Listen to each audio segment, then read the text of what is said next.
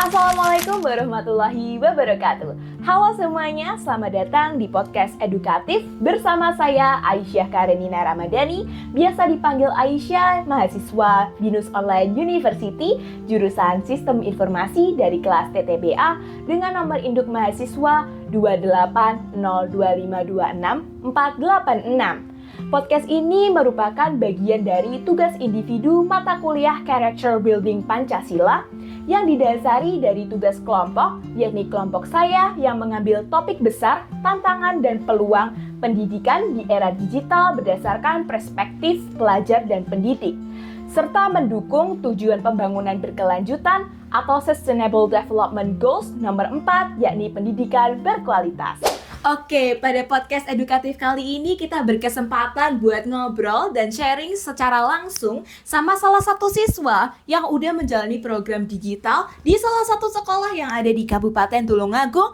yaitu MTS Negeri 1 Tulungagung. Langsung aja kita ajak kenalan dengan siapa? Perkenalkan, nama saya Mirza Razik Aisy. Saya saat ini duduk di kelas 8 dan menjalani program kelas digital. Oke, dengan Mirza ya. Berarti konsepnya itu kayak madrasah digital gitu ya, yang dijalanin oleh MTS Negeri 1 Tulungagung.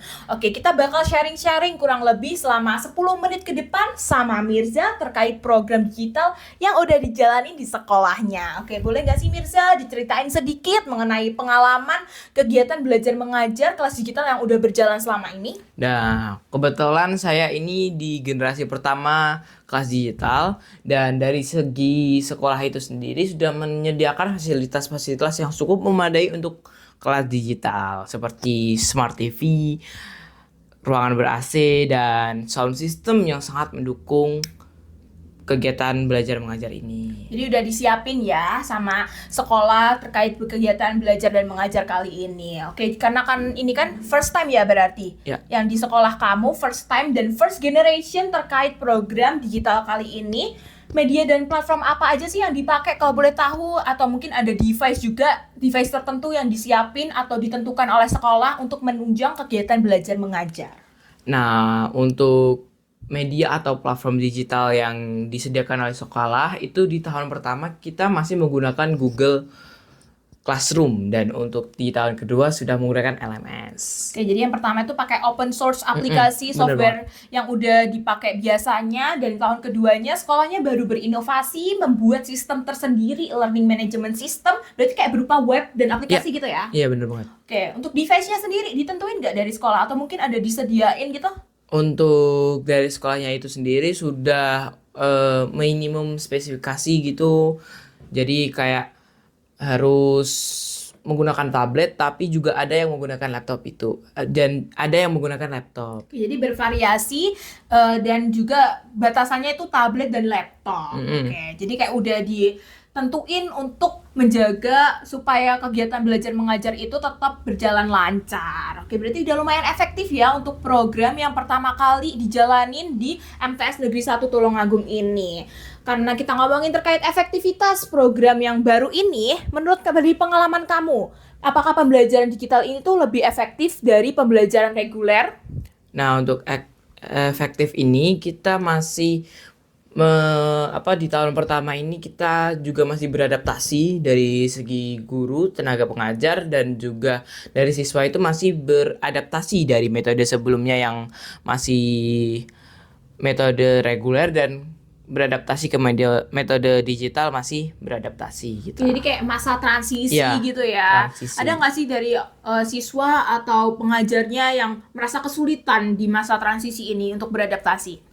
Nah, dari kalau kesulitannya sendiri kita nggak ada ya, dari segi siswa belum ada, dan untuk dari segi tenaga pengajar ada yang mengalami kendala, dan juga dari sekolah sudah menyediakan workshop yang untuk melatih dari segi tenaga pengajar. Jadi kayak udah difasilitasi untuk mengembangkan skill pengajarnya supaya lebih menyesuaikan dari program digital itu, ya kan? Ya, benar. Oke. Selanjutnya mengenai penggunaan media digital nih, kan karena full menggunakan digital berarti udah jarang tuh penggunaan buku dan kertas. Apakah kamu merasa lebih termotivasi buat belajar atau merasa menjadi hambatan untuk penggunaan media digital ini?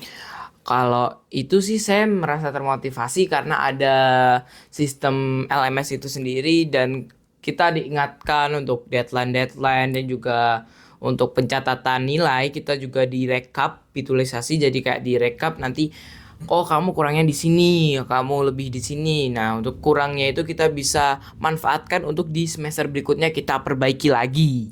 Oke, jadi kayak memantau skill dan memantau kinerja gitu ya. Ya, Jadi bener kayak banget. bisa buat bahan evaluasi di Ya. semester selanjutnya aku kurangnya apa, Mm-mm. kamu bisa upgrade lebih baik lagi. Oke. Karena tadi merasa udah termotivasi ya berarti kita bahas tuh kendala dan tantangannya dalam kegiatan digital belajar ini. Kamu pernah nggak sih ngalamin kendala seperti mungkin gangguan jaringan atau kesulitan menggunakan sistem atau perangkat? Gimana cara kamu ngatasinya? Nah, untuk kendala jaringan itu sendiri di tahun pertama itu sangat-sangat terkendala oleh jaringan karena ya masih masa-masa transisi ya dari reguler ke digital itu untuk cara mengatasinya kami sudah dari perwakilan kelas sudah melapor ke pihak penanggung jawab kelas digital ini. Jadi kayak kalau ada kendala, sekolah itu open terhadap kritikan dan juga saran dan juga ditanganin secara langsung Iya. oleh pihak sekolah dan penanggung jawab program. Apakah kamu ngerasa nih bisa memahami pelajaran dengan baik melalui sistem ini atau masih ada hambatan? Karena tadi kan sekolah udah open terhadap kritik dan saran. Menurut kamu gimana? Untuk sistem ini saya sangat efektif ya, sangat bisa memahami pembelajaran, yaitu kita dibebaskan oleh sekolah untuk memilih beberapa metode dan juga kita misal kurang paham di suatu materi yang dijelaskan oleh guru, kita bisa mencari di internet, mencari metode yang lain dan kita sangat-sangat dimudahkan. Oke, jadi kamu merasa dibebaskan ya, karena kan siswa bisa memilih tuh belajarnya melalui apa aja dan juga tersedia di internet tuh kan kayak banyak banget modul-modul atau media belajar yang bisa menunjang pembelajaran digital. Jadi jadi menurut kamu udah sangat amat well gitu ya, udah berjalan lumayan lancar untuk program yang baru diadain di MTS Negeri 1 Tulungagung. Oke, karena programnya udah berjalan lancar, kita langsung bahas nih harapan dan saran mengenai program digital yang udah berjalan di MTS Negeri 1 Tulungagung. Kita tanya ke Mirza tuh, kelebihan utama apa sih yang kamu rasain di pembelajaran digital?